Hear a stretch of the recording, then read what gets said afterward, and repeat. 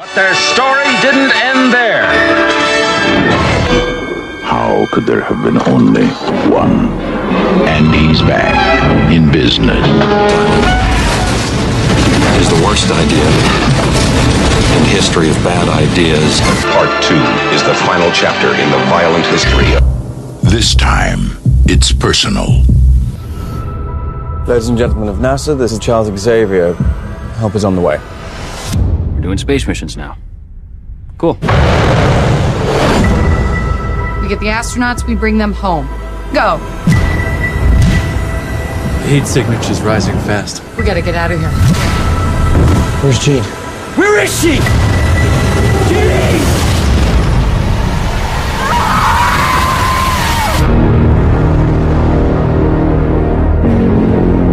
She should be dead. Did you hear what the kids are calling you? Phoenix. Hello, Jean. Who are you? The better question is, who are you? Something's happening to me. When I lose control, bad things happen. But it feels good. That power destroyed everything it ever came into contact with. Until you. The X-Men fear you. And what they fear, we seek to destroy. She'll kill us all.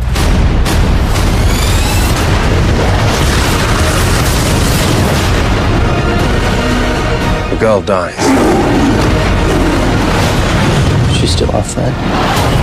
She's not Jean anymore.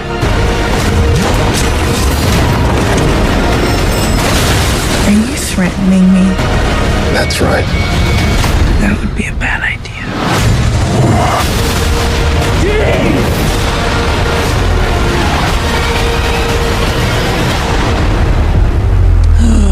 If you like the 90s Dazzler, X-Men The Last Stand, Captain Marvel, Skrulls, the Dabari, the Mutant Control Unit, Trains and Subways, Emotions, Car Wrecks, PTSD, or Blue Mutants, then you'll like the movie we're talking about. This week, we're talking about Dark Phoenix, but imagine the O is an X, baby. Is X-Men anywhere in the title of Dark Phoenix? I think it's got to be, sounds so weird. I was going to say, like, it's marketed as X-Men Dark Phoenix, but it's really not. Yeah. You hear it, like, in the trailer, I think, X-Men Dark Phoenix, but you only see the logo Dark Phoenix, and I think the movie itself, you've seen it, we're talking about it. The movie itself has a title, it just says Dark Phoenix, right? Yeah. Like, it doesn't say, like, X-Men Dark Phoenix. Again, with the O having the X. Do you think that might have hurt it? Like, not having the X-Men. Yeah, I actually don't think that might have. Yeah. Anyways, this is Revenge of the Sequel, the podcast just about sequels. We talk about a sequel hopefully once a week, and I think so far, it's happened. That's so crazy. We've been consistent technically since Countdown let out. Yeah, the next. Luckily, we had those in the bank, baby. But there, you just ruined the illusion. Sorry, my name's Emmanuel. Hey, I'm John. And this is actually, I might actually release this on the Countdown to Infinity feed because it's tangentially Marvel related. Oh, you're totally right. There is an MCU in this movie on everyone's jackets, the Mutant Control Unit. You know what? It says MCU everywhere. It's so funny that, like, you're the second person. I think I was watching with some friends of mine from work, and they that was immediately when that scene popped up, they started, like, shaking my shoulder. They're like, hey, look at that. Is that, like, something there? Like, that's gotta be obvious. And some sort of because they're hostile, like, military people. The MCU taking over. Yeah, exactly. The first class of X-Men. But just a fair warning, we've watched this movie. It's been out already a week, so we're going to go and dive into this. So there may be some spoilers in it for you who haven't. But I think this conversation is also going to kind of veer into the finale or the ending of the Foxiverse. Yeah, the Foxmen. Ooh, yeah. Because, like, Triple X. Like they also own Triple X, I think. No, I think we're going to talk about Dark Phoenix, obviously. I think at least we're going to talk about as much as we can about Dark Phoenix, because I'm at a struggle for there isn't words. Actually a lot of Dark Phoenix. There's not a whole lot happens in this movie, but yeah, I mean, I guess what we're going to talk about, we can just get right into it, about the X-Men universe. The X-Men franchise has been around forever. Not forever, but like for two decades, as long as they're probably I know we've gotten into some like, I guess maybe semantics on whether or not Blade or X-Men started the comic book boom. Blade technically was the first one that kind of started a popularity. Modern day stuff. Modern day stuff. Christopher Reeve was huge. Yeah, with the Superman stuff, and then the 90s Batman movies were like, big up until they weren't. Yeah. And then the same thing goes for, then Blade hit like 98, I think. And then... but you're right, Blade and X-Men were these kind of ones, grounded superhero movies where they were kind of more real than like the Superman. Then those heroes you've seen before. Like it's played less camp. I don't know about Blade, but like there's some camp in Blade, but it's not exactly like the camp you're thinking of. But X-Men, basically, when it hit in 2000... that was it. Like that was the big box office hit. It was kind of when you look back on it, it's kind of a low budget movie. When you think about it, because there's not a whole lot of spectacle happens in that movie. It's kind of like a drama, with little bits of action there and like some superhero lore. X-Men was created by, or the X-Men were directed by Bryan Singer back in the day. It was the first big comic book movie. It was pre-Spider-Man, because I know Spider-Man hit, and then after that we were rolling, until this day. There's so much. I'm just reading about this right now, but since the 80s they were trying to make an X-Men movie. Orion Pictures held the rights, and Stan Lee definitely. There were so many scripts and people writing. I think one of the most interesting ones that I'm reading is James Cameron was going to produce a Catherine Bigelow version in the 90s. Right. Mm-hmm. And then it wasn't until Avi Arad made or helped produce the animated X-Men series. Yeah, the 90s one that everybody knows, basically. And he helped push through into fruition where we are now. And Bryan Singer took this project right after his Oscar moment with Usual Suspects. Yeah, and it took a really, really long time, but when it did come out, it was just... it really did. I mean, I'm looking now. It didn't really make as much. It made a lot of money for the time, right? But it wasn't as much money as the comic book movies that followed, like Spider-Man 2, X-Men 2, I think, and the X-Men 3. They all they all did better than obviously X-Men 1 did. Yeah, and it was kind of I mean, it's just it made stars out of Hugh Jackman. Hugh Jackman burst onto the scene. The reason he's popular now is because of the X-Men movies. We kind of hadn't seen, because these were primarily, I think, action movies. And these sequences are just superhuman action sequences, and that's kind of how they sold. What's some like really like hard grounded drama there? Because these X-Men, we can get that off the bat now. Because this movie was, I think I texted you this, because the first X-Men movie and the first maybe the first three really were made at a time where superheroes kind of weren't like popular yet. The source material is reworked. Like all the essentials are there. I think like at the core of what the team is, sort of.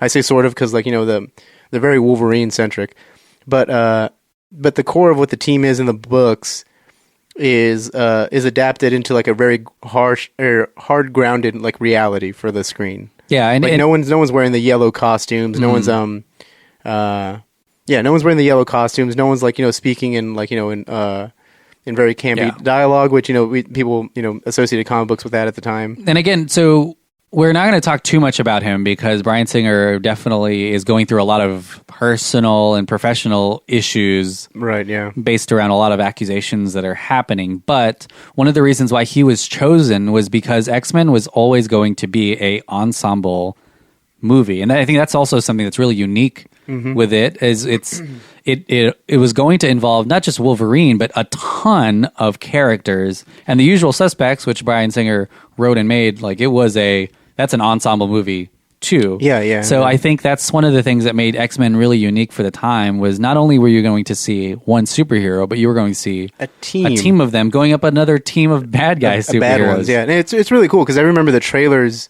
Even now, the trailers list off Wolverine, Jean Grey, Cyclops, Storm, and then and it lists off the bad ones, guys. Yeah, like Sabretooth, Mystique, Magneto, and Professor and Toad. All Toad. He got, I still remember him he got electrocuted, I think is how he died, right? right? The line that Joss Whedon wrote, do you know what happens to a toad when it's struck by lightning? The same thing that happens the same thing that happens to everything else. Oh It's my just God. that's a Joss Whedon line. Yeah, That's awesome. But I think after the success of this movie, it definitely kind of like superhero movies reemerged. Definitely. Oh yeah, because then after that, it led to Spider-Man, which Spider-Man was the next big thing, and then like I said, Yeah. like after that, we've been It's over one a year, like, and it's boom. Like Marvel, since, yeah. all Marvel properties became hot commodities in Hollywood. Oh, it yeah, was, definitely. let's make everything that we can. But yeah, so the X-Men franchise have been around for so long. Almost 2 decades, yeah. And I will say this is one of the reasons why we may feel like this movie feels a little bit different than those, but is the X-Men movies always, and even in the comic books, they were always kind of drawing metaphors or similes with, oppression and like oppression segregation. when it comes to they're always just about sometimes with race, disabilities, like feminism. Those things are all wrapped up in the X-Men universe more so than other superheroes. Yeah, I think like more so than Avengers source material because of the Avengers are kind of like liked. They're very much like spotlight superheroes, and X-Men are kind of like underdogs and like freaks and weirdos and stuff like that. So it's a very interesting kind of like other side of the coin. And it really worked for those early X-Men movies, and I'd say it even kind of worked for First Class in a way. Like I think because it is the thing. I think if you think of all these superheroes, what makes X-Men unique was that even the world that they like mutants and like this genetic. Not say deformation, but this genetic like evolution thing. But in a way, it's kind of like an epidemic of like superpowers that are happening almost. It wasn't too fantastical. It wasn't one person got it. No, it wasn't. It's almost like a very believable like idea where like you're entering a new era of like human evolution, and you're now. You have to share the planet with the different species, and these other the other species of humans just happen to have for some reason superpowers. Yeah, and so I'd like when you mutate, you shoot laser beams from your eyes and and then control the weather. And they're always so different from each other too. Like it's not just everyone got the same strand. It's everyone got something. And then I guess Wolverine didn't get that. He's man-made. Yeah, Wolverine's a different thing. Oh, he's a mutant. Oh, you're right because he doesn't die. Yeah, but So anyway, so that's what the X-Men universe did for I think just movies, superhero cinema, really. Yeah, superhero. General. Yeah. We can go down the list there because now we can get to. I mean, we're not going to talk a lot about them. I'm just literally going to list them. Yeah. So we got X-Men and great introduction. Yeah, great introduction. You have the sequel X2, which basically raised the stakes and made the story a little bit deeper. Focused definitely on Wolverine a lot more. Right. Yeah, and I think that one's like. I was going to say the definitive Wolverine movie, but that's not true. Really dark. I think I remember from X2, the biggest thing I'll remember is the SWAT teams that break into Xavier's school. And they start shooting up. And they take kids. Yeah, like they're taking kids. It's a very very dark movie. It kind of raises stakes. It delved into the characters deeper. You had some better moments. Overall, like a way better experience than the first one. You have X3, directed by Brett Ratner, different director on the scene. Written by the guy we're about to talk about. Written by Simon Kinberg. X-Men 3 tackles two different storylines, the Cure storyline from the comics and also the Dark Phoenix storyline. And I think the Cure was a little bit more intriguing for me. I mean, just an opinion. That was a really cool strand to pull. I liked it. I think the fact that it was clusterfucked with the Dark Phoenix storyline doesn't really allow that movie to breathe a whole lot. Yeah. It is campier than the other movies because I think the director change. Brett Ratner made Rush Hour. It seems like Brett Ratner kind of came in here and didn't really have I guess he maybe misunderstood what these X-Men movies are because that movie's almost like a straight up superhero movie. Not so much like it's got some themes to it, but it's very, very weird and kind of jarring compared to like the rest of the stuff. And I wouldn't be surprised too if X3 didn't have way more mutants than any of the X-Men movies. X-Men 3 has a lot of mutants. Yeah, a whole army of mutants. I think that's one of the things too. At these the first three movies, like as the movies basically start releasing, they start putting more and more mutants in them, even like in cameo roles, which doesn't make sense sometimes because you're just kind of who's this new person? Yeah, exactly. If this person runs through walls, awesome. We already have 12. Yeah. That's so crazy that the small little very mini tangent is that the X-Men movies are directed by horrible people like Bryan Singer and Brett Ratner. Yeah, I think this is partially what emboldened them to do the awful things that they did. Because X-Men were very lucrative to them. Like Brett Ratner, Rat Pack Entertainment is huge now. They funded so many movies. They were huge, I guess. Not anymore. But I think they were almost untouchable at this moment in time. They were like, we just made these amazing superhero movies and just revered. Although, Sam Raimi didn't do that. He made Spider-Man. Yeah, that's true. I mean, it's just shitty when you think about it because it's two people like Brett Ratner and Bryan Singer who are attached to it. Yeah. Okay. Moving on though, after X3, seems like people didn't really take too kindly to that movie. But I mean, it was at an all-time. The series was at an all-time high. Yeah, it still made a ton of money. A ton of money, and then they actually went to they were going in a different direction. They did a spin-off and did X-Men Origins Wolverine, which at the time was going to be, they were going to spin off all the X-Men. Like they had X-Men Origins Magneto in the works too, but they did the Wolverine one. And oh man, like that's the Wolverine was interesting because it directed by an Oscar-winning director, I think. Like who ended up making Gavin Logan. Hood. So no, not that one. Wrong one. Wait, the Wolverine? No, X-Men Origins. Oh, Wolverine. okay, sorry. Yeah. I thought you were talking about the Wolverine. No, X-Men Origins Wolverine was before the Wolverine. I don't want to. That's it. Actually, it's one of the bad movies. Okay. After that, after X-Men Origins Wolverine, what movie did we get? We got X-Men First Class. Yes. After X-Men with Origins. Matthew Vaughn. And that really... That's a soft reboot. Gave it totally tell. Yeah, a second and I think it was... kind of a prequel. Like, they kind of want to keep the continuity because, Rebecca Romaine Stamos... Set in the cameos. 70s, right? Yeah. Set in the 60s. 60s with... Cuban Missile Crisis. Cuban Missile Crisis, which was a really... It's an interesting way to kind of reinvigorate the story and the characters that you've seen before. Right. And it really worked. I think the action sequences that Vaughn did end up helping him make the Kingsman and everything else movies, he did after. Yeah, and the movie, Matthew Vaughn had just come out of, I think... that came out almost a decade ago. Isn't that insane? Yeah, I think Matthew Vaughn came out of Kick-Ass doing that movie. That movie is so great. X-Men First Class is probably... It has the dynamic and the playfulness of some of the X-Men comics. Yeah. It nailed it maybe more so than Bryan Singer's movies, which is kind of crazy. And we got to see, this is the first time we saw James McAvoy. Yeah, the new cast basically. So James McAvoy is takes over from Patrick Stewart. Kevin Bacon as Sebastian Shaw as the villain. January Jones as Emma Frost. You have Jennifer Lawrence, who will dominate the later half, the other movies. This is pre-Oscar for her. Yeah, exactly. Pre-Oscar. She, I think it's also maybe even pre-Hunger Games or like post-Hunger Games, first Hunger Games movie. Fassbender plays Magneto. Is pretty awesome. Then after that, the Wolverine. You get the Wolverine. James Mangold. James Mangold comes on and does another Wolverine sequel. I really like this one a little bit more than everyone else, I think. I think this is a great movie. Especially if you watch the unrated director's cut, is actually there's a sequence at the very end that I really love with Wolverine fighting ninjas.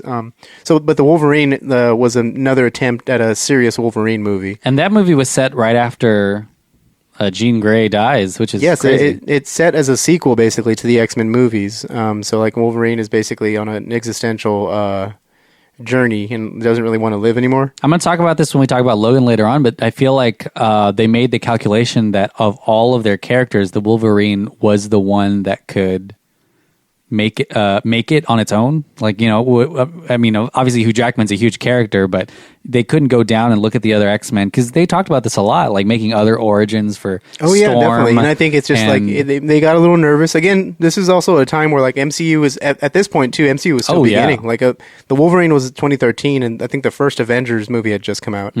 So they were still, I don't want to say in the infancy because they kind of hit their first growth spurt there, but it was still very pre phase 2 almost.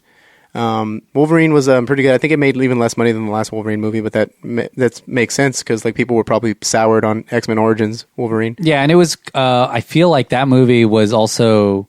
I think Hugh Jackman was the biggest star in that movie, and it didn't have anybody else. Yeah. Really. It was set in Japan. There were some really great. They had some Japanese actors was really awesome, and that's also really cool because there would have been a tendency to Americanize some parts, which they didn't do, which I really appreciated. Yeah. Overall, The Wolverine's a really fun movie.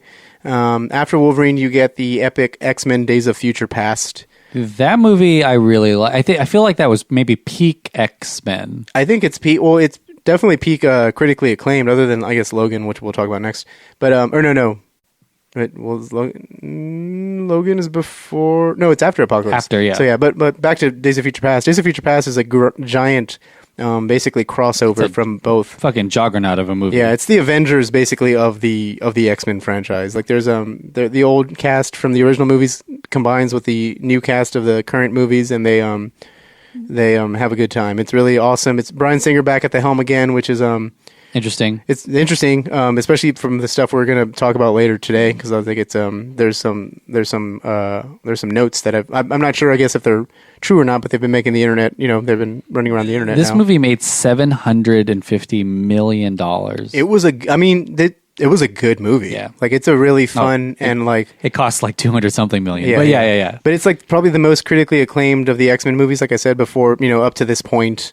It was great. It's fun. It's really ambitious too. Super ambitious. Apparently, it was supposed to be the third movie. Like they wanted to do Apocalypse before this, so that Days of Future Past would be like a finale, almost in a way. Like where they can bring the two casts together. I feel like that would have been stronger. Yes. Like imagine, like that would have been like if that would have happened instead of Dark Phoenix. I feel like even if Dark Phoenix was like beforehand, and then they did that, like that would have been epic in a way. Yeah, and it it was really good, and it kind of was a soft reset in a way too, because the way it ended. Yeah, the way it ended. We'll talk about that too. The way it ended kind of like paved the way for like there's more adventures that we're not seeing from these new cast members that are eventually going to look like the old cast members, because that's the weirdest part about like this whole franchise is the continuity. They can't make too many of them. Yeah, exactly. What's interesting is after Days of Future Past, technically in this world or a part of the X-Men universe is Deadpool, which they consider a part of the X-Men universe, right? And it's the highest grossing of all the X-Men films. Yeah, Deadpool is another spin-off, which is enough said about Deadpool. There are X-Men in it. So. Yeah, there's X-Men in it. It's more of a parody franchise, I feel like, in this case, like kind of a parodies the X-Men franchise, which is pretty cool. Same, yeah. Same continuity, sort of, I guess. Like the X-Men movies don't really play with continuity. It's also produced by Simon Kinberg, which is interesting. Yeah, Simon Kinberg does. He's all over this damn franchise. Came around like I think he stuck with it for a while. Yeah, he's like the brain trust in a way. Him and Bryan Singer. So after Deadpool, you got X-Men Apocalypse. Yes, X-Men Apocalypse is the same year Deadpool came out, which is insane. It's kind of a miss. In the terms of X-Men movies, the quality drops from Days of Future Past to Apocalypse. It's a lot closer to a regular superhero movie where there's this villain, right? Yeah, that is amassing it. He's basically just replaced Magneto. I still take it as the most comic booky X-Men. Like even having seen Dark Phoenix, I feel like Apocalypse is still very comic booky.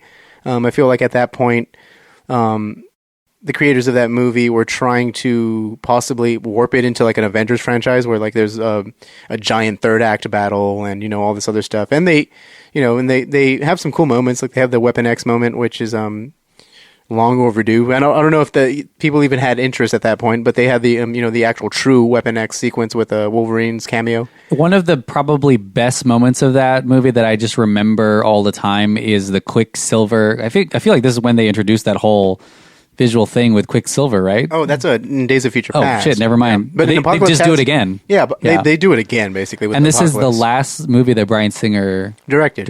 Yeah. That was weird. Yeah, that's a weird buzz. Yeah. So the last movie that Bryan Singer directed. Every time we say Bryan Singer's name, something bad happens in this room. Yeah, it's trying to. We're pissing off the soundboard. It's trying to touch me. Yeah, it's pretty. Oh shit. But yeah, X-Men Apocalypse. I mean, not bad. We have an episode on that. I think really? I think we were okay with it. I mean, I think I was, because even now I'm. It's not a good movie by any means. Because Apocalypse is very kind of falls flat. Like the character itself. Sorry, excuse me. For the character being as badass as it is in the comics, like Apocalypse is like rivals Thanos, I would say. Yeah. In terms of power, and he doesn't even need Infinity Stones. Yeah. The way they did him in the movie is really weird. Like they cast like Oscar Isaac, which is like, on paper that sounds amazing. Like you're casting Oscar Isaac. But he's under makeup the whole time. He's under makeup and he's under like this weird like, costume that's just, and his performance is like just nothing but whispers and like auto-tone voices, so it's kind of weird. So moving on from Apocalypse, we have Logan, Deadpool baby. 2. No, we have Logan. Yeah, you're right. You're totally right. Probably the best reviewed, and I will say this before we talk about Dark Phoenix. I think the real finale of the X-Men. Like, should be technically the finale of the X-Men franchise. Still is. I mean, like, because it happens way in the future, like post Days of Future Past, and it kind of is a natural way because it is him passing on, or them even saving the mutant. I don't want to say race, but the mutants. Into the next generation. You also get Professor X, who has Alzheimer's, and you have Wolverine, who's supposed to live forever through all these movies. But he's starting to actually wear out. Like, it's just it's a crazy movie. It should be the finale. It should be the finale, and cut it off right there. It is Hugh Jackman's swan song, so it's his best. It's his best performance as the character. It won loads of awards. Nominated for the only of these movies. Oh, I don't know if it's only, but it was nominated for an Oscar for not an effects. Oscars for best adapted screenplay, which is like that's something that never gets nominated. Best adapted screenplay for Logan. That's Logan did really well. People really enjoyed it. It's kind of sad because I was like, well, here's a movie that is a good they lowered the stakes in this movie. It was set in this dystopian world where their mutants hadn't been born in a while. Like they're very rare, and so it was a really. It's sad that it is the last movie for Jackman because I felt after this movie, like, here's the formula for these stories. Like, this is it felt more of like the old X-Men than a lot of the movies that came out like during the time. But I get, in my mind, the finale of the last this is where it should have ended. Yeah. It doesn't though, because then after that we have Deadpool 2, a sequel to Deadpool 1, I guess. Yeah, and it really is because they directly reference Logan in it. Yeah, they do. I mean, Deadpool the first kind of 5 minutes, right? Yeah, Deadpool's kind of a weird thing because like there's also a cameo from McAvoy's X-Men in that movie, and the timeline's all fucking and the whole screwed ending up. of Deadpool 2 is they have insane. Juggernaut. The Juggernaut's in there. He it's weird. Yeah, it's so weird. Deadpool's so weird. And then we get to do you have more on Deadpool 2 or no? I don't have anything on Deadpool 2. And then we get, and this is crazy because there is, and I forgot about the movie that's after this movie. There is another X-Men movie after this. People are forgetting, but that release date has been taken off. Like there's no one knows where it's set or anything. Yeah, so Dark Phoenix, which we're going to talk about in detail. So I don't know if we should dive into it right now. We should mention at least the next movie is The New Mutants. The New Mutants is technically the last with more Game of Thrones actors as mutants. It's got Arya Stark. Yeah, this is so. Dark Phoenix, I feel like it didn't even feel like a finale for the franchise, even though they knew it was happening. So I can't imagine how New Mutants is going to be. I think it's just going to be a random offshoot movie that stands alone. I think like Josh Boone, though, which is like the guy who directed The Fault in Our Stars or something. Josh Boone, I'm assuming. Yeah, and he's directing The New Mutants. I would put my faith more on him than Simon Kinberg. So let's talk, now that we've talked about all the X-Men movies in this franchise, because we're more than likely never going to talk about an X-Men movie again, unless we go back. Yeah, you're right. Yeah, unless we watch like X-Men 3 or something. Because I feel like we've talked about Days of Future and Apocalypse. Yeah, the Days of Future Past is a lost episode. Oh, really? Okay. But Apocalypse is an episode that's out there. So the Days of Future Past may be released. Who knows? I'll find out. Yeah. So which of those movies is your favorite? And, which of those movies do you think is your favorite? So I came up on X-Men with the 90s TV series. So, like, I was always... The animated one? The animated one. So, and then that kind of, like, X-Men, the animated series, and along with Spider-Man, and not so much Batman, because Batman I kind of just knew as a character. I think I may have, like... discovered he was a comic book character, like kind of like maybe later on. Mm-hmm. But X-Men and I guess in some Spider-Man-esque stuff, mainly really just the X-Men got me into like almost like, or interested in almost the comic world. That being said, I didn't read comics for a while after that, but I was really into the X-Men the cartoon series in the 90s. When there was announced there was going to be a movie about it, I totally flipped. So like I was kind of thinking that they were going to make this cartoon into a movie, like just the cartoon. Yeah. And it ended up happening that way. So, so the X-Men movies to me kind of like, even up until I think X-Men 3, I was semi-young. I was like in high school. That to me kind of felt like it was trying to attempt the feel of the cartoon series. And that's what I wanted. I wanted basically like an adaptation of the cartoon series. That being said, I think Days of Future Past, to me, when I'm watching that movie, I feel the closest to what the X-Men are, like in the cartoon and comic. I get that from Days of Future Past a lot. Yeah, and so I would say Days of Future Past is probably my favorite X-Men movie. I think that's a really good one to pick because not only do you have what do they call those robots again? Sentinels. Like those are all over the cartoons. Yeah, exactly. Yeah, it's iconic imagery that's almost like hand in hand with X-Men. Like it's one of their. It's almost their Joker in a way if you think about it, because like they're never-ending robots that just kill mutants. Well, yeah, constantly, and that's like their whole purpose. And so, yeah, I think that's a really good movie. And not only did you get both of the casts, but you, I feel like because we hadn't seen Halle Berry in a while, we hadn't seen like the old cast of X-Men. Not to say that they're old, but you know the previous iteration, and maybe I would have to say like I don't know. Maybe like 5 years or 6 years. It's been a while. Yeah, it was seeing them back probably for the last time in our minds, and then also the new cast, the Vaughn, part. Like it was just a really cool, I guess, Avengers feeling kind of thing. Yeah, and I think the spectacle has never been grander than. I mean, Apocalypse will probably rival it, and it's still focused on Wolverine, their main character in a way. But it works though. Like, see, like I think any other if it was done not like the way it was done, I guess I would have flipped. But the thing is, Wolverine is a central piece of that storyline, the Days of Future Past storyline, because they did that in the cartoon. Like they had the one where they went to the future, and Wolverine's the only body who's there. He's the only person who's there, and like everyone's dead. Bishop is trying to do something, so like they have to go back in time and assassinate Senator Kelly. In this one, it's Bolivar Trask, but it's it's a really good movie. Yeah. And now that you brought up Trask, like he's a really good villain in this. Yeah, and he's like, awesome in that. Peter Dinklage, Game of Thrones actor. Game of Thrones. Peter Dinklage, is in the movie as Bolivar Trask, and it's pretty awesome. It's just the whole movie is just pretty great. There's a ton of spectacle. Spectacle has just never been like up until that point. There's a baseball field because you don't think of the X-Men movies. I was talking to Drew about this the other day. You don't really think about the X-Men movies, like at least up until then, as being like very action heavy, or at least like cool action heavy. Not to say that there isn't action, because like X-Men Origins Wolverine has a fuck ton of action. Yeah. That being said, I mean, you're just like it's not very particularly exciting. It's classic action. I mean, there's a ton of like one-on-one battles, even in the old X-Men movies. I remember the Wolverine Sabretooth fight thing on the Statue of Liberty. Yeah. And so it there's a lot of that stuff. Like so particularly exciting, and the way Days of Future Past weaves in the emotional story with the spectacle, and the way it's being done, mainly in the third act, when it's being done while all this like crazy stuff is happening, and race against the clock. You have all these like suspenseful elements, like there's the when Mystique is trying to kill him, and when there's just so many like little the stakes have never really been higher since that movie. There's like this weird espionage thing, and it's just the whole theme of like consequences and things like that. It's just crazy. Right. We can wrap that back into what we're talking about, Dark Phoenix. So apparently Bryan Singer, we said we weren't going to talk a whole lot about it, but it's essential to that movie. Yeah.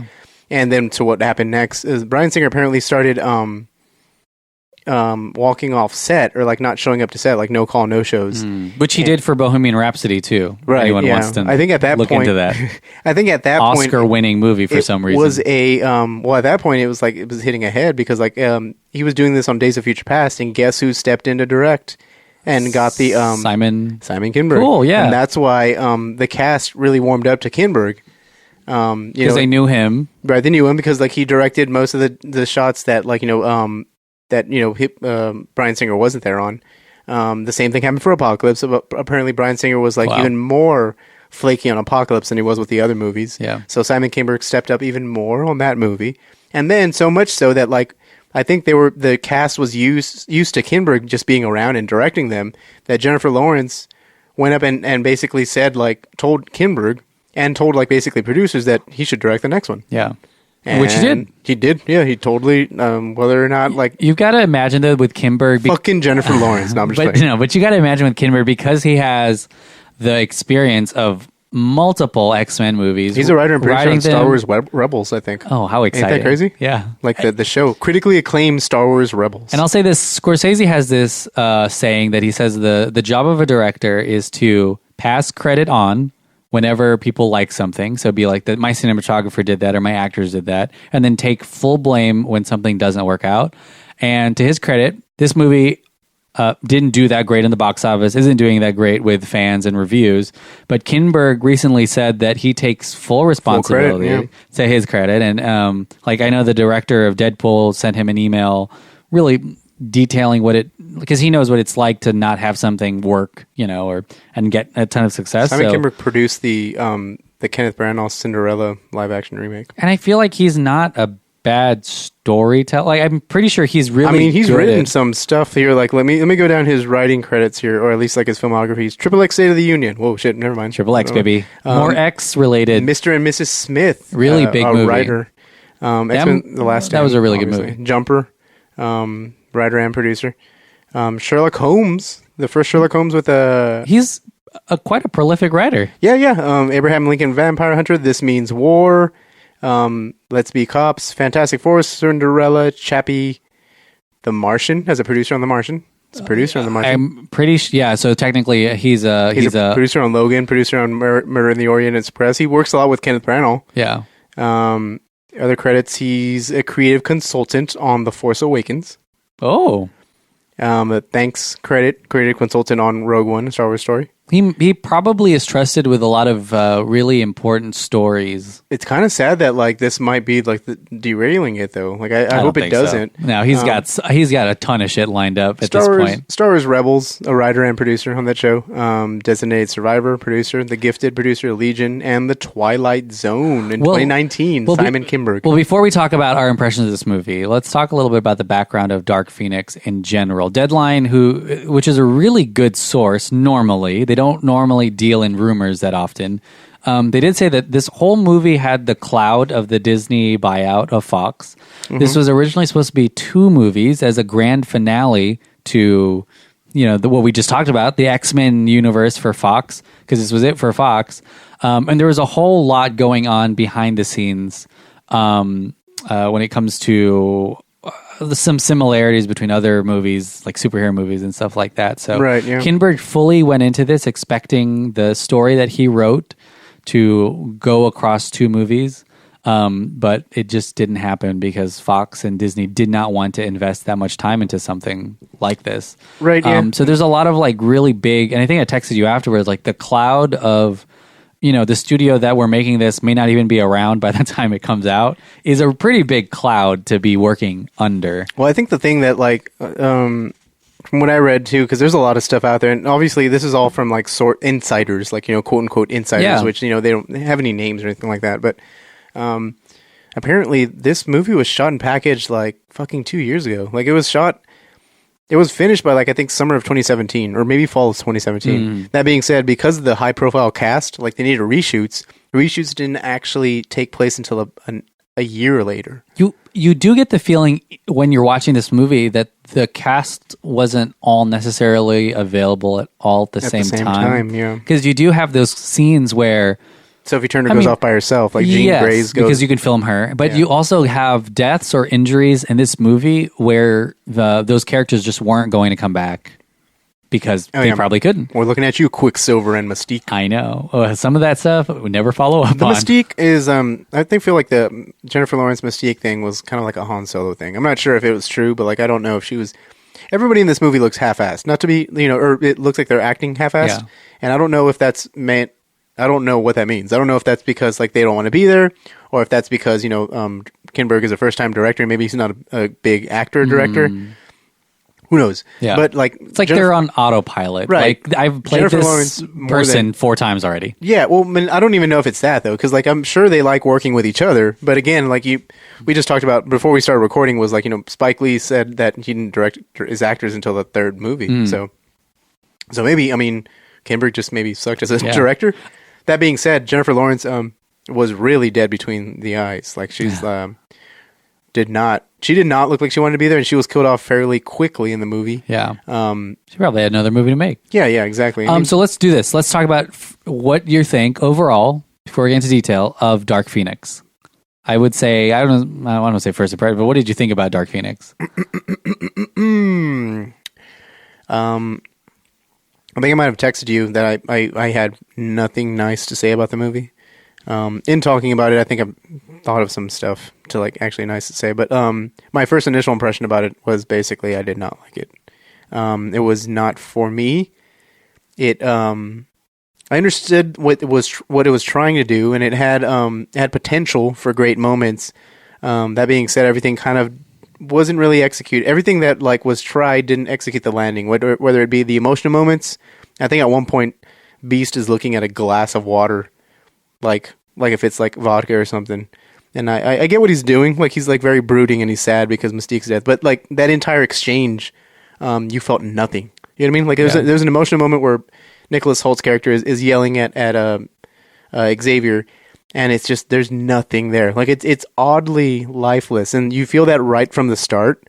Like from even just the way the camera placement is. Like it's awkward camera shots. People speak in exposition or monologue a lot, and it's just it wasn't a fun time for me. And it's heartbreaking and very it's just straight up heartbreaking and you know, to see a franchise fall this far. It's also depressing to think that the X-Men franchise has some of the best comic book movies ever made and some of the worst. Yeah. But like, yeah, I guess I just answered it. My first impressions, I didn't really like it. What did you think? Yeah, I mean, it's a crazy thing to think about this movie in terms of it being an X-Men movie, because it really, I didn't think it felt that much like an X-Men movie. It doesn't. I mean, that's the weird thing too, because you're seeing these actors and stuff that you've been kind of familiar with. Who you knew they're X-Men. Yeah. But it's like it's like I said, it's oddly lifeless. Like you can feel hollowness right from the start.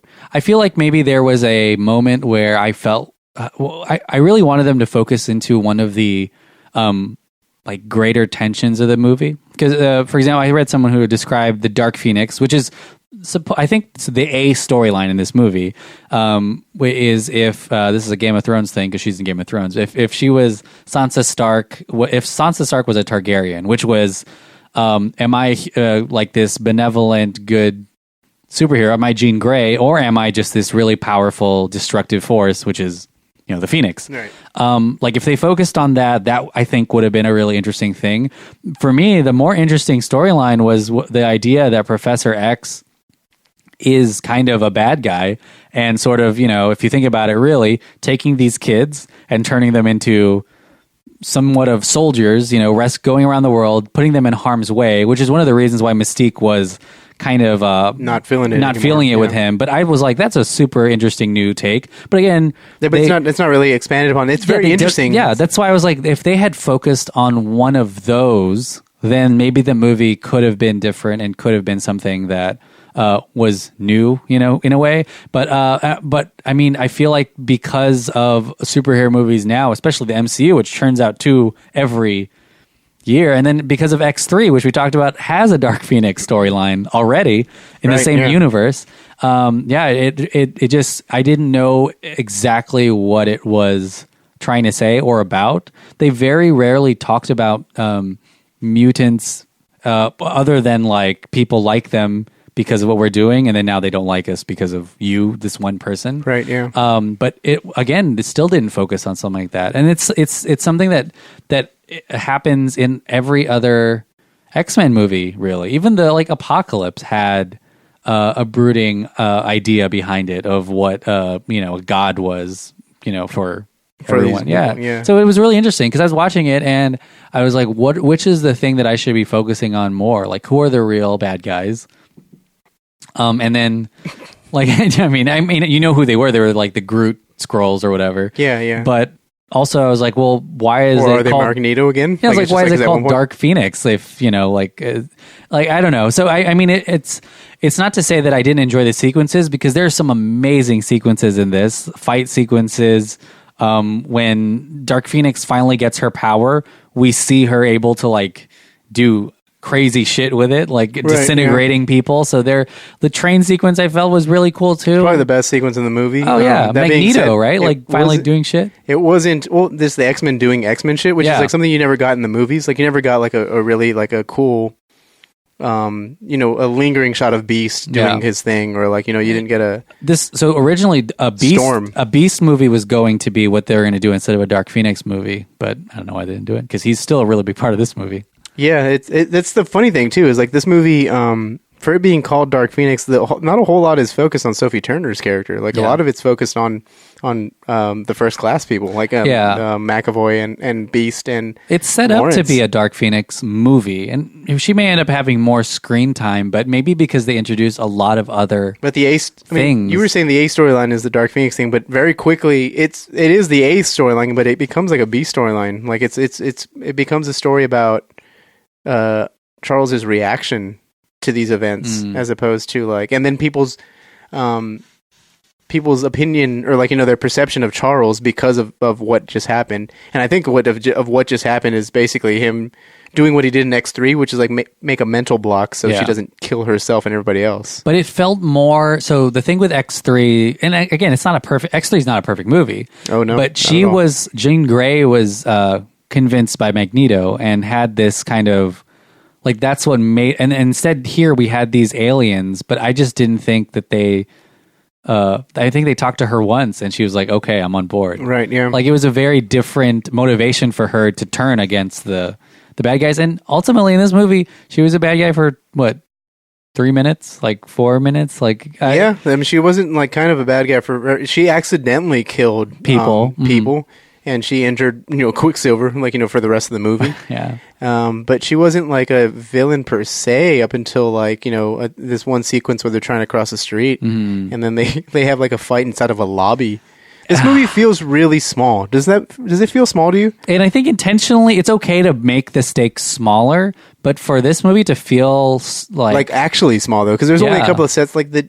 So Genosha is an island in the comics where Magneto lives with mutants. Geonosis is also where the clones are made in Attack of the Clones. Yeah, but like but it's basically like this utopia for mutants, like this haven, like a country basically, like Latveria for like Doctor Doom.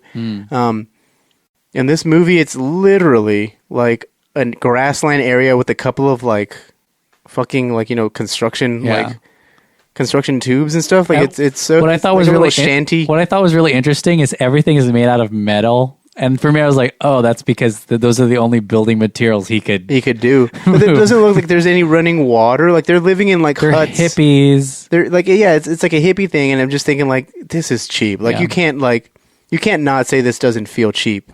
I think maybe I think we're talking about storylines and what we're focusing on, but I think a big part of it too is like what is the point of view of this whole movie?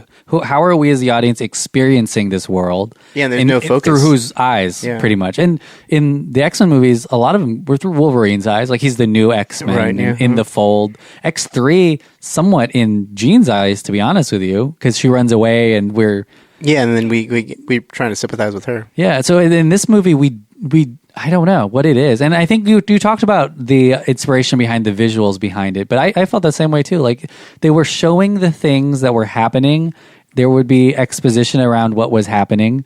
And that was the formula for this movie. Like at some point I thought we were going to see things off of a reflection of something, or we were going to see, like something else, but we just saw things that were said were going to be happening. Yeah, and shown. Like even the big... if you touch her, I will fucking kill you. Yeah. And then we see him trying to fucking kill Magneto. Or Cyclops delivers that line. Yeah, I remember that. Yeah. And Cyclops even was a character that... that could have been the center point. If you think about it, because it's Jean's his girlfriend. He's got that conflict in him. And he's got that conflict, and I don't know. People have seen the other movies, but Cyclops has been really kind of shit on it, like the way Hawkeye is shit on in the MCU. So, why not just make him the center point and do him justice? Yeah. Wolverine had this thing with Jean Grey, and there was a love triangle in X3. Remember Cyclops, Wolverine, Jean Grey, and then when she dies, it's that same it's very tense. Mm-hmm. Should we save her or kill her? So, spoiler alert: Wolverine kills her. Right. Yeah. But the thing is, that doesn't happen this time around. And maybe they wanted to avoid the love. I get it. Yep. The love storyline, but that being said, I mean. Because she made that decision at the end herself, right? Yeah, but the thing is, I don't know. It's just it's a weird fucking flick. Because yeah, I mean, it's just because again, there's no focus viewpoint. You don't actually have it jumps from Charles's viewpoint to Magneto's viewpoint to Beast's viewpoint to sort of Cyclops' viewpoint, I guess. And then to somewhat Chastain's character, and who's an alien, by the way, and a Skrull. Yeah, a wannabe Skrull. and then Sophie Turner's character. Like it's kind of you don't you just jump through all of those at once, and you don't really have a focus of what the fuck is going on. Yeah, and I think that when we talk about point of view, we're not talking about screen time. We're not talking about because it does follow Sophie Turner. The reason why we see Magneto is because Sophie Turner goes to him. Like we are literally following her from place to place, and then it stops to place. Yeah, when it's just not it. We stop there because then it jumps to like Beast and then to Magneto, and then it tries to get one last like kind of like hurrah for the first class characters because Sophie Turner and like Ty Sheridan and Alexandra Shipp, the people who play the new class, the X-Men new class, like they're not technically first class people. They were people who were introduced in Apocalypse. And I mean the thing with the Dark Phoenix, I mean I've always thought that storyline was a tragic storyline anyway. It was like someone who has too much power that they can't control function. Yeah, like they and so this is. I mean, it tries to be somewhat. Oh, sorry. Go on. No. Yeah. I mean, and so I thought that was kind of what this movie was going to be about. I mean, it's called Dark Phoenix, so it makes sense to me that they didn't focus on Professor X, even though that was an interesting thing to be like, oh, is he the villain? Because it's the namesake of the whole movie. Is but it didn't even feel like Dark Phoenix-y though. Like the Dark Phoenix in the comics is she can't be controlled. So like every now and then she'll get a bout.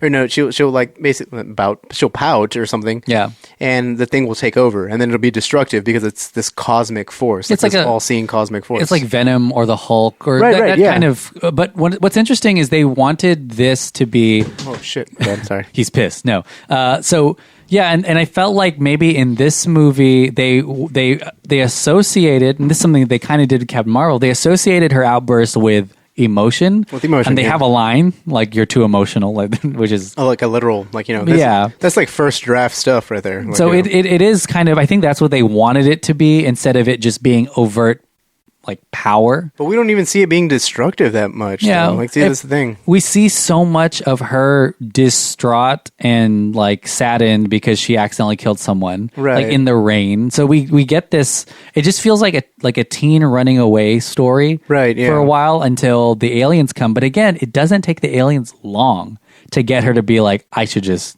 destroy everything. And the storyline is somewhat more faithful to the storyline than to the comic book storyline than X3 was, because there's aliens involved, which in the comic the Shi'ar Empire basically lands on Earth. They're hunting the Phoenix Force, and they come into conflict with the X-Men because the X-Men are like, well, that's our friend, and they're like, no, that's not your friend anymore, and stuff like that. In this one, they were changed up. They didn't, I don't know why they didn't just use the Shi'ar Empire, because that would be something different, because it would be a race of like intelligent humanoid aliens who one of them starts to dig Xavier.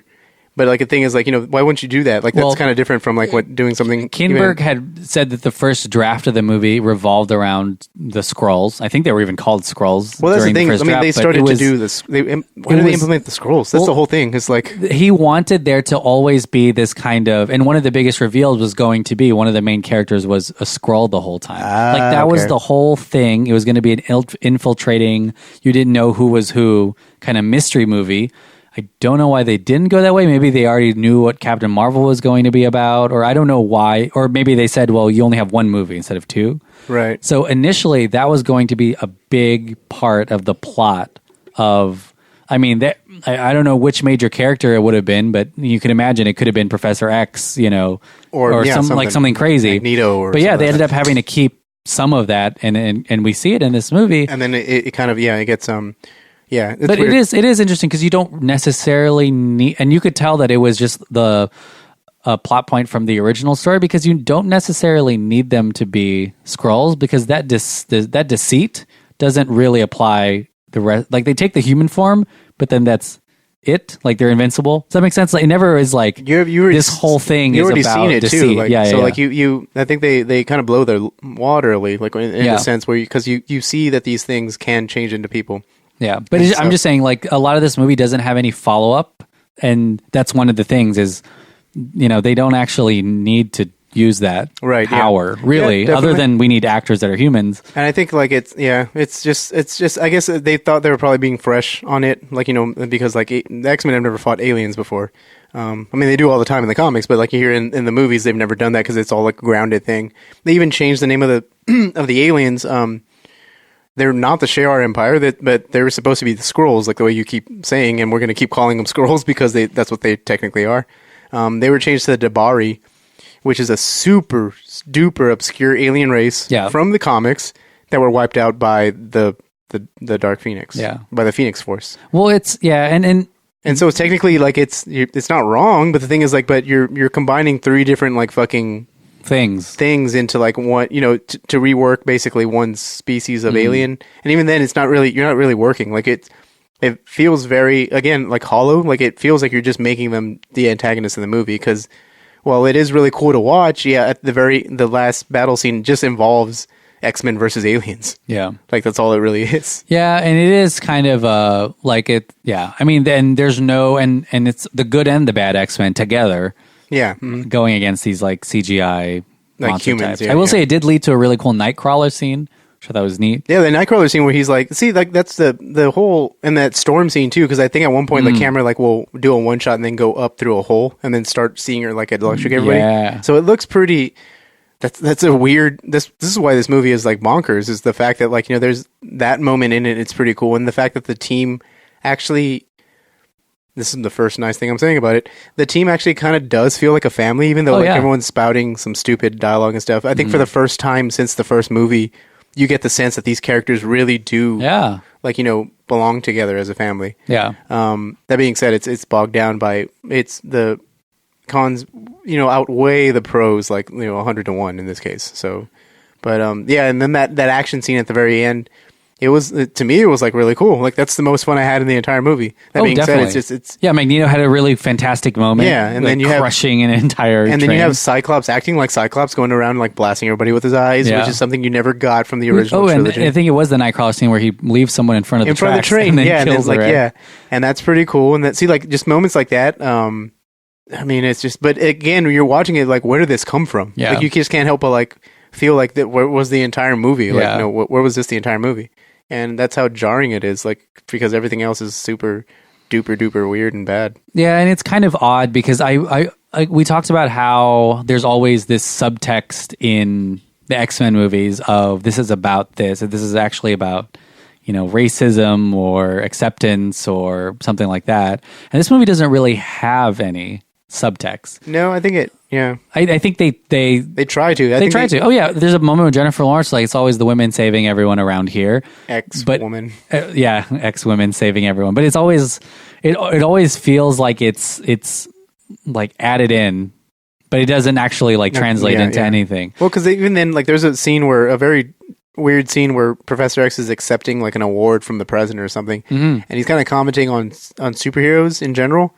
I was like, that's pretty cool. Like, maybe this movie in a different time would have been like a comment on the superhero genre and how, like, we were technically watching these people risk their lives, but like, for what? Like, that's a Watchmen question. You mean like, who watches them? You know what I mean? So like, so it's a really good. But again, they're hinted at, and nothing ever comes about. They don't lean into it. I feel like maybe that's what this movie is they maybe didn't choose which lane they were going to go, right? And so they just went down a lot of different lanes, and because the ending of this movie, and we're already there. I mean, no, technically we are. We haven't. We've literally talked about everything. Yeah, I think so, right? Like, I mean, what we talked about the Dazzler cameo that's long overdue, but like falls really flat because she's just singing in the woods while everyone's drinking under supervision. Yeah, I will say that originally this movie was supposed to be long, and I kept talking about it before watching it. It feels long. It ended up with a really short runtime. Like, it's actually a pretty short. It's movie. only like 100 and no, wait, it's like 140. Yeah, like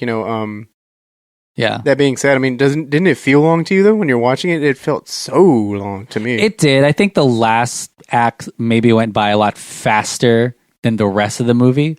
And by last act, I mean from the nighttime sequences, where it became night from the when they try to cross the street. Across the street. Literally. The rest of it is like, I was like, oh, this is the X-Men movie. Like, this is what I recognize from X-Men. Yeah, right. This is it. Fast, quick. Like, we have very like it's not very subtle. Like, it's just, we're going to take you guys and arrest you and take you to this thing. But yeah, so, but what was I saying? I forgot. Oh yeah. But the ending, the ending of this movie is interesting because if you think about it, this movie temporally takes place over what, a day or two, like 3 days or I think something. it's like it's almost like that. I feel like it's probably like maybe 2 days. And so Dark Phoenix 2 or 3 days. meets these aliens, agrees with them, and within the span of hours makes a decision she doesn't want to be a part of their. No, yeah. I don't even know if it had anything to do with Professor X. I mean, there's kind of this weird, like she does this flashback where her dad didn't like her, so Professor X took her. And I think maybe that made the decision for her, that she was like, oh, he's actually my family or something. Like it had that weird Fast and Furious, like family, like we're family. Yeah. See, like fucking hell, I forgot about that scene because of how weird it was. It's one of the biggest things is she thought her dad was dead. And that's why it didn't really hit at a really insane level, I think, that they wanted it to be, which was like, because I don't think we ever saw a moment where she missed her dad. Like, you know, if we saw a scene where she was like, oh man, my family. Yeah, exactly, like, we didn't get that. It was just immediately, your dad's alive.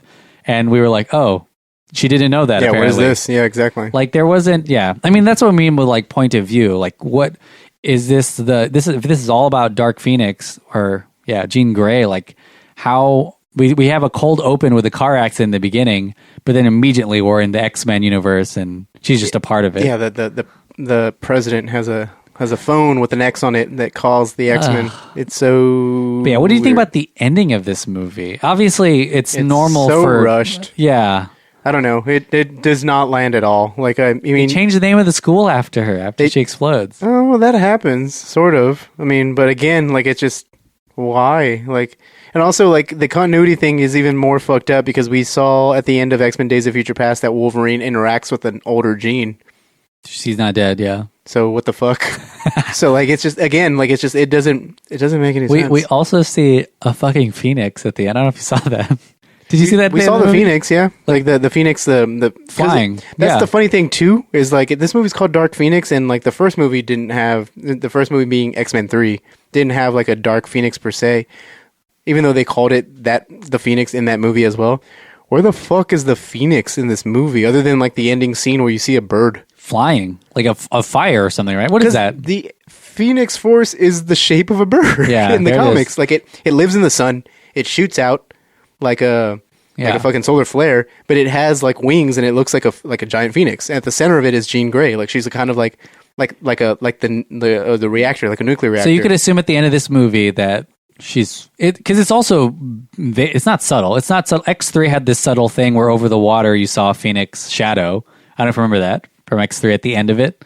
That's at the end of X-Men 2. Oh, X2? Yeah. Okay. So it leads into X3. But in this movie, it is a bright blue sky, and there it is. Like, it's not subtle. It's yeah, and then it looks like a bird. Yeah. But the thing is, like, but that's already too little too late, because I was like, where the fuck was that bird the entire movie? Yeah. Like, it's supposed to be the Phoenix Force. Instead, it's just the movie is just Jean Grey exploding. Yeah, it's Jean Grey having like Captain Marvel-esque, like, you know, binary powers. Basically. I did kind of like on the Earth when that alien is like trying to step away and be like, "Oh, you're too much power." When she grabs her hand and sticks it on her neck to be like, "No, take it all." That was pretty cool. Like that was pretty cool. I like it. The segments were okay. Like I didn't really. I mean, from the train sequence on, I was like, "This is all good." Like this is all stuff that I was expecting from an X-Men movie. Right. Up until then, it was just Sansa running away, destroying a house, destroying competing with a helicopter. There was that fucking shit. That helicopter scene with Michael Fassbender. I was laughing weird out to me. loud. Yeah, because of the way they're acting, like with their bodies. Oh, like they're just controlling controlling it. And Michael Fassbender just throws the helicopter. Michael Fassbender looks so intense. Like he's just kind of like grabbing air. Yeah, it's so great. That's why I was like, oh, I mean. Who knows? It's too late to be like, oh, they should have done this. They should have done. But the whole Professor X, you're making them into like child soldiers thing. It was a reason for even. I mean, I guess killing Mystique is a reason for Magneto to not like her. But I was like, Jean, can you imagine? But maybe that's what X3 was. They teamed up because of. Because in this one they can't. Yeah. I guess so. Because Magneto and Jean Grey team up in X3. Like they're on the same team. Yeah, he's recruited by Magneto, so I guess they can't do that again in this. But it just feels more natural for them to have the common enemy. Yeah, instead of like, whose blood is that? Whose blood is that? Oh man! And then did you see like I know When he whose gets, blo- I know whose blood it is. It's just kind of wild like that. I just love how like even in this movie, it seems like Magneto at one point is like having trouble with Cyclops. Like he has a metal door that's like shielding him from Cyclops' blast. Yeah. And I'm just thinking like, why can't he just like hit that metal door like forward or something? I mean, and it's also like I feel, and this is just a small tedious thing, but because Beast and Nightcrawler are together all the time, you're like, man, why do we just have blue mutants? Like it's kind of bland. That's probably why they killed Mystique. That's true. Just third blue mutant. It's just crazy. I mean, and this movie, like I enjoy watching a lot of these X-Men movies. If the story's awful, I'm like, okay, I'm at least going to get these amazing fight sequences or, that kind of stuff going. And this movie didn't even have until the very end. But even then, it's like the way you said, because of how the movie is structured, it goes by really quickly. You have like no time to enjoy it. Yeah. And I like the Dark Phoenix storyline. Like, I think it's a cool... It's a cool idea. it's a cosmic storyline with X-Men in it. Like, and that's awesome. Like, people have probably been waiting for a story like that for a while. Like, I don't know if this ended up being 2 movies, if it would have worked. Yeah, even then, yeah. Because then you're like, well, maybe they could have taken more time with her getting all of that power. Because I feel like she is supposed to be one of the most powerful mutants ever. Yeah, in general, like one of the most powerful people in the MCU or in the MCU in the Marvel world, basically. Yeah, and to have her get it all so quickly, and for her to decide what she's going to do with it so quickly, and lose it. Yeah, exactly. Oh man, doesn't. But that's the thing too. At the very end of this movie, I don't know. Shit, it's a clusterfuck.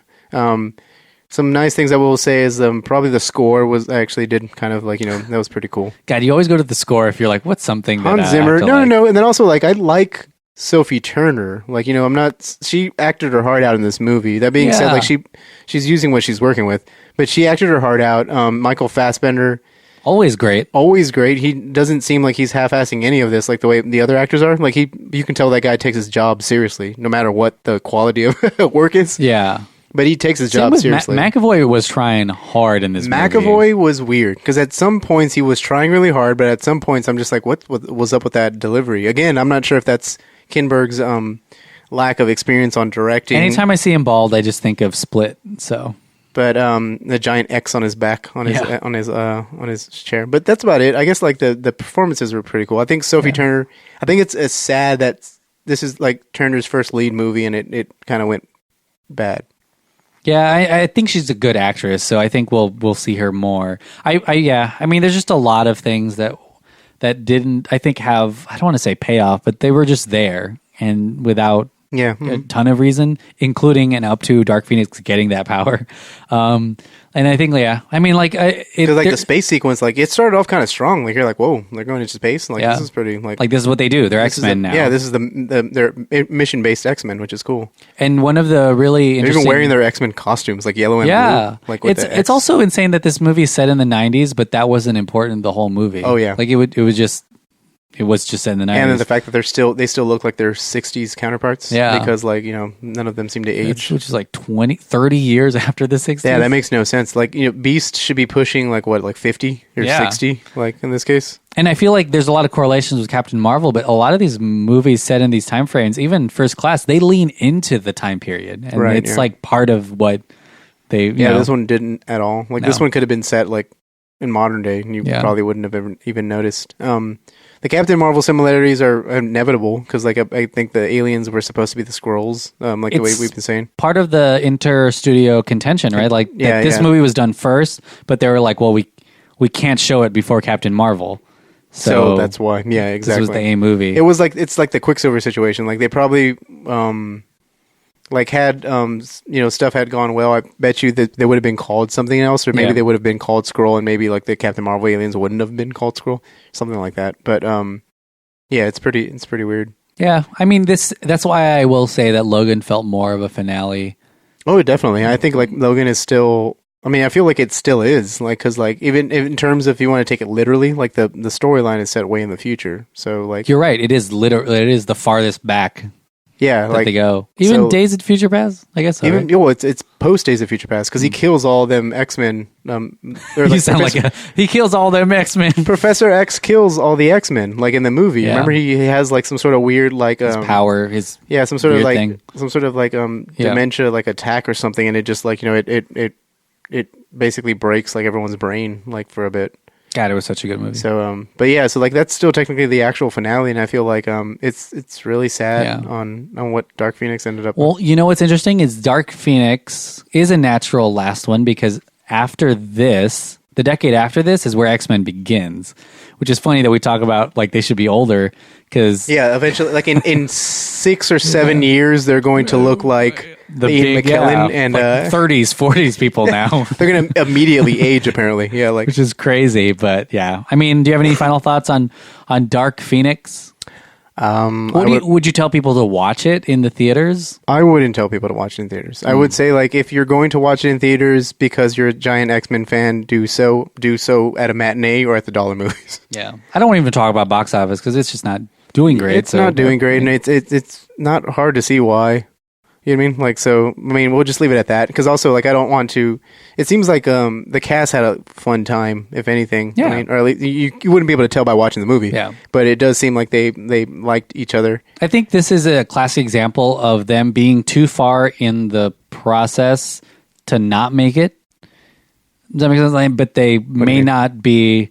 So, like, for example, because I feel like there's so many variables here, including the whole Fox Disney thing. But I think there was too much money invested in this that they couldn't just say, let's not do this. Let's not do it, yeah. But I feel like they were in that gray area where they were like, should we not? Because it's... Right. Mm-hmm. Not only can we not make... I feel like Kinberg may not even have made the movie he necessarily wanted to make. Because you just read a list of all his movies. Like, he's a pretty good screenwriter. He seems like he knows what he's doing if he's not doing this one. He produced Logan, which is something that we talk about as being one of the best ones. So I feel like he was just caught in this gray area, and we'll talk a little bit about New Mutants, but I think that movie might be in that weird gray area too. Yeah, the same thing. So it's a shame. I feel like if Fox wasn't going to get bought by Disney, maybe we would have gotten the two movies, or maybe something that wasn't going to be... There would have been another reboot. Yeah, it wouldn't have been affected by Captain Marvel. It wouldn't have been affected by any other variables. It would have just been a Dark Phoenix movie. But yeah, I mean, I will say I enjoyed some of the sequences in this movie, and it introduced some of the some really interesting themes, like the whole... Xavier being the bad guy thing. Like, those are really interesting things. I just wish they kind of delved deeper into those instead of done it better. Succumbing to, we'll still make it just basically a CGI. Yeah, it kind of sucks. Thing. I don't know. That's about it. I mean, I can't say anything else more about this. I'm surprised that we talked so long about this. We spent half of it talking about X-Men as a franchise, and I feel good about that because it deserves some time, because it is a pretty prolific series of movies, right? And we have a lot to owe to the X-Men because of, like, without the X-Men, Feige would have never learned how to make movies and then made the MCU, because Feige was he was a producer and an assistant on the first X-Men Without movie. the X-Men, maybe even more than Spider-Man, because X-Men showed that people had an appetite for multiple heroes in the same universe. Because of X-Men, Marvel decided to try at creating a cinematic universe because it was making money, and because Feige learned the ropes. Like, Kevin Feige was on board for that first X-Men movie. So it's really it was really good. And I think we talked about, like, where this whole podcast is about sequels, but maybe this is like a complete franchise now. Like, so many franchises are, even Indiana Jones and Star Wars, they're ongoing, right? So you can't really judge them yet because they're not complete. And this is a complete franchise. Like it's complete to 20 movies. Until the next Deadpool movie, because, like, Deadpool might be in that one now. Ryan Reynolds will jump over. Like, that's the odd part about this whole thing, is that, like, they're going to reboot these X-Men, obviously under the MCU banner, but Ryan Reynolds, who's a part of the original X-Men universe, is still going to jump over as Deadpool, which is interesting. I don't know how that's going to work. Well, it's right up Deadpool's alley, because, like, he can probably comment on and just on switch to the MCU now. Yeah, but, like, that's weird. Like, you would never think the MCU would do that. Does that make any sense? Yeah, but I don't think they can't, because Deadpool makes a shit ton of money. Right, and then Deadpool at the end of the day is from the MCU, or, like, the Marvel universe. So I mean, like, he has, like, his rivalries with Wolverine and Spider-Man. He has a rivalry with Spider-Man. Deadpool was introduced, like, in that in the Wolverine movie, like X-Men Origins Wolverine, So shit. Who knows? But I'm excited to see more X-Men. It'll be interesting to see how they fit in the MCU. I think you said that they maybe are more suited for a show. I would think so, because, like, unless you're going to make a true ensemble movie. Like, I'm not saying like focus on fucking Wolverine again, you know, because I think we've already done that to death here in the last couple of movies. And then it's going to be hard to top fucking Logan. So right, exactly. If anything, I want Wolverine to be like Wolverine should be introduced in like phase 2 of X-Men. Because, like, you know, you need to not think about Hugh Jackman in that role. I feel similar, though, that how you think about Wolverine, and they shouldn't keep trying to redo it. But I feel the same, honestly, with Professor X, because I feel like we've seen so much of him, too. And maybe a little bit in Magneto. I think maybe MCU's strength is they find these obscure characters, and they build things around them. But, I mean, it's hard to do mutants without... The X and X-Men is for... Xavier, yeah, exactly. What are you gonna do? But yeah, I get it. Like they have mutants. Like that's what's unique about the X-Men franchise is it's mutants and so many mutants. Like shit tons. Mutants. Quicksilver, Scarlet Witch, Jubilee. Like all the people. Like these cinematic versions of the X-Men are very safe. Like they don't branch out. They have cameos. Like don't get me wrong, but like all of those cameos that you see are like those. Mutants have all their own storylines in the comics. Like they're just as popular as like you know your Cyclops or your Beast and stuff like that. And so there's always that there's always that overhanging like prejudice from humans against them, right? That I don't think you're gonna find necessarily in the MCU. Right. Like so I don't know. That's weird because I mean like that's part of the whole reason why the Xavier School is born and why Magneto is a villain is the humanity. Like humans don't like mutants. Like that's ingrained in the X-Men. Unless they get to like a well, see, that's because that's a weird thing. Because then humans would also hate Spider-Man and the Avengers. Well, that's the thing is like maybe that can be an interesting. That's how maybe when you introduce the X-Men is when like too much collateral damage is happening, kind of like Age of Ultron or like Civil War. Yeah, too much of that stuff is happening. And then it's happening now in a giant boom. Like, you know, now like every other person is getting powers and that's like the mutant boom or something. It's true. I mean, in the MCU itself, there are more heroes now than there were before. Right. I mean, a lot of them didn't get it from, you know, Chitauri. So like a lot of them are humans like Falcon and War Machine. Right, exactly. So, but like the Snap or something may have like, you know, mutated people, like, you know, every other person. I just feel like it's weird too, because now that we have the Cosmos in the MCU, it's kind of like how important are humans Right, like, anyways. Like, what's your human problem going to be like? Yeah. What's your human problem compared to like this race existence, you know, fucking threat that's coming out? Yeah. So it is going to be interesting because like if the humans hate mutants, well, you hate literally the entire galaxy because now we know that they're because like everybody technically is a mutant. They're aliens. Like, yeah. Even Thor is an alien. He's not even a god. Nope. Crazy. But guys, that's it for Dark Phoenix. Me and John are going to combust spontaneously, just like Jean Grey did. Jean Grey, at the end of the movie. movie. In a little bit. We're going to turn into birds, apparently, too. That's very You'll see us in the sky. John, what do you have to... Oh, any final words about the X-Men or anything like that before you plug something? Godspeed to the Fox version of the X-Men. I grew up with them. I guess everybody, you know, kind of did, really. So they weren't always the best, and this movie's a perfect example of that. But they did have their moments, and my hats off to them for basically pioneering the, you know, basically like this whole like superhero genre. Like we wouldn't be here without them, but without the cinematic versions anyway. So hats off to the cast and crew, and not the two directors that will not be mentioned anymore. It's hats off to Matthew Vaughn. Matthew Vaughn is the one who like kind of like breathed some really cool life into. Yeah, he really did. Yeah. He made a successful reintroduction of these characters. And hats off to, I mean, in a way, hats off to Simon Kinberg for like kind of sticking through it, even through the very, very, very rough. I guess whatever. There's some respect in that, sort of. Not my respect, but some sort of respect in that. Yeah, and I feel like he is not going to have a slowdown in his career at all because of this. I think he'll be. Hopefully, he seems like a pretty good dude. Like he came out recently saying that he. Oh, you talked about it. Yeah, he owned it. People don't do that. Like if their movies bomb, you don't hear about them until the next movie. And he's not blaming anything. He's not, too, even though he probably can. He's not pulling a Zack Snyder, where it's like, oh, I made this for the fans. You know, he's not doing something like that. And he doesn't have a cut somewhere. Yeah, he's not saying you just don't get it. Like that's stupid. He's basically, you know, he's owning up to it. He's like, if you guys don't like it, that's my fault. And it's weird because he probably has more. Not just people, but he could probably blame Disney if he wanted to, and people would understand. Like, you know, he could if he wanted to. I mean, at one point, James Cameron was the reason they moved dates because, like, he didn't want Battle Angel Alita to compete with X-Men, and so he wanted X-Men moved from that date. and Kinberg and producers vetoed it like crazy. Like they begged Fox not to do it, and Fox was like, "No, Cameron is Cameron, so we're going to move your movie." He's half of our budget right now. Is Cameron? So I mean, you don't mess with Cameron. But yeah, I'm excited for that. John, what do you have to plug? Not much. Just listen to your Delphin Pod podcasts. Listen to your Sticker Fridge podcasts. We have a really cool crossover. I'm still going to plug that with Director Showdown. If you like the Director Showdown podcast, Adam and Brent do take over an episode of Revenge of the Sequel. They do Paul Blart 2 Mall Cop.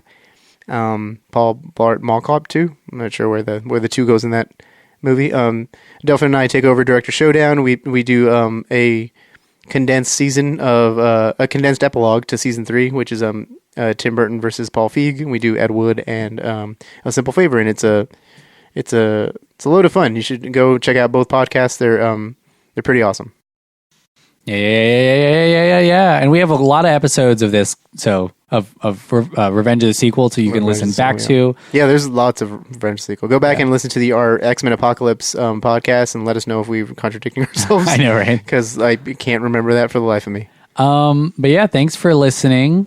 If we have more sporadic releases, it's probably because we're working on other things as well. It's going to get... Yeah, multiple we're doing more podcasts. Which is good. Definitely. There's more RTS coming, definitely, and there's more. There's some surprises coming too, like maybe some spin-offs as well. But we are going to be doing other things. So like if we don't hear from us like at least week per week, we will be around. It just probably won't be week per week or something. Maybe possibly. Yeah, maybe. I mean, so far we are. Oh, so far. I mean, yeah. So far, so good. But we missed a week of Countdown to Infinity, which is sacrilege. But yeah, that's I remember that. But yeah, I was just like. It's okay. I had a mob at my door with pitchforks. We're doing the Spider-Man movie, I'm pretty sure. Pretty positively, we're going to watch it. So Countdown to Infinity is going to be revived for Spider-Man Far From Home. I'll release this on that feed, so that way that... Yeah, if you want to go ahead and do this, I'm okay with that too. Yeah. Cool. Thanks, guys. Bye-bye. Later. Time to talk about another movie.